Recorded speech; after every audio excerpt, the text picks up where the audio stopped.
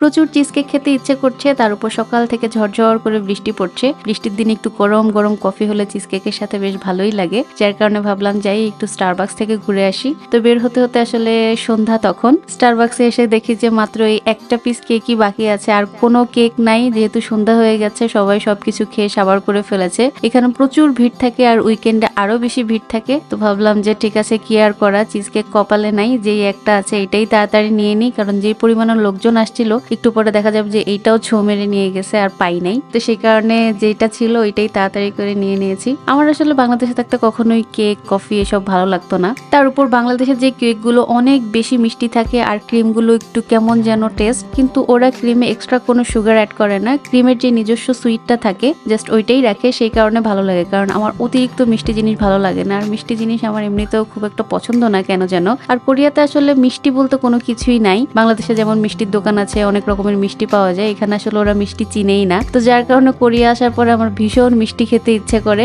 যখন তখন ইচ্ছা করে যে লাড্ডু খাই, রসগোল্লা খাই, কিংবা একটু ছানার সন্দেশ খাই। কিন্তু কি আর করা, এখানে তো মিষ্টি পাওয়াই যায় না, যার কারণে খাওয়া সম্ভব না। মাঝে মাঝে অবশ্য বাসায় বানাই, কিন্তু মিষ্টি বানানো আসলে ভীষণ ঝক্কির কাজ। আর বাংলাদেশে থাকতে মিষ্টি খাওয়া হতো অকেশনালি, হয়তো কোনো দাওয়াতে গেলাম তখন খাওয়া হতো, বা বাসায় কোনো গেস্ট আসলো তখন হয়তো অনেক মিষ্টি নিয়ে আসলো। তো যেদিন এনেছে ওই দিন হয়তো এক দুইটা খেতাম, এরপরে আর কখনোই খেতাম না, ওগুলো ফ্রিজেই নষ্ট হয়ে যেত, তারপরে ফেলে দেওয়া হতো এক সময়। আর চা কফির প্রতি তো আমার কখনোই কোনো নেশা ছিলই না একদম। ভার্সিটিতে থাকতে দেখা যাচ্ছে যে আমার সাথে সব ফ্রেন্ডরা দাঁড়িয়ে চা খাচ্ছে ব্রেক টাইমে, তো আমি দেখা যাচ্ছে যে দাঁড়িয়ে দাঁড়িয়ে ওদের গল্প শুনছি বা গল্প করছি, কিন্তু আমি কখনোই খেতাম না। তো ওরা ভীষণ অবাক হতো, বলতো যে চা কফি ছাড়া মানুষ থাকতে পারে, সিরিয়াসলি এটা কিভাবে সম্ভব। কিন্তু এখানে আসার পরে আসলে আমার একটু টেস্ট চেঞ্জ হয়েছে, কারণ ওদের কফির টেস্ট গুলো একটু ডিফারেন্ট, যার কারণে আমার ভীষণ ভালো লাগে কেন যেন। আর ওরা একদমই সুগার ইউজ করে না কফিতে, যার কারণে ওদের কফিটা আমার ভীষণ ভালো লাগে খেতে। আর এখানে আসার পরে সত্যি কথা বলতে আমার এখন কফির এক ধরনের নেশাই হয়ে গেছে। বাসায় থাকলেও দেখা যায় যে আমি নিজে কফি বানিয়ে খাই, কিন্তু যখন স্টুডেন্ট ছিলাম তখন ফ্রেন্ডদের সাথে দাঁড়িয়ে দাঁড়িয়ে কফির মাঝে আড্ডা দেওয়া, ওই জিনিসটা এখানে ভীষণ মিস করি। তখন কফি খেতাম না ঠিকই, কিন্তু অনেক জমজমাট আড্ডা ছিল। কিন্তু এখানে অনেক মজার কফি আছে, কিন্তু সেই আড্ডা কিংবা সেই ফ্রেন্ড গুলো আর নেই এখানে।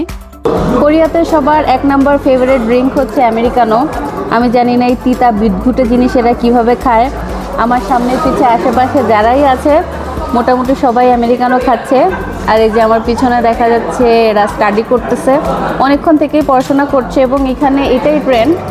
এরা ঘন্টার পর ঘন্টা কফি শপে এসে কফি খায়, প্লাস পড়াশোনা করে, অ্যাসাইনমেন্ট করে। প্রবাস জীবনের এই একটা ব্যাপার যে প্রিয় মুখগুলোকে চাইলেই দেখা যায় না।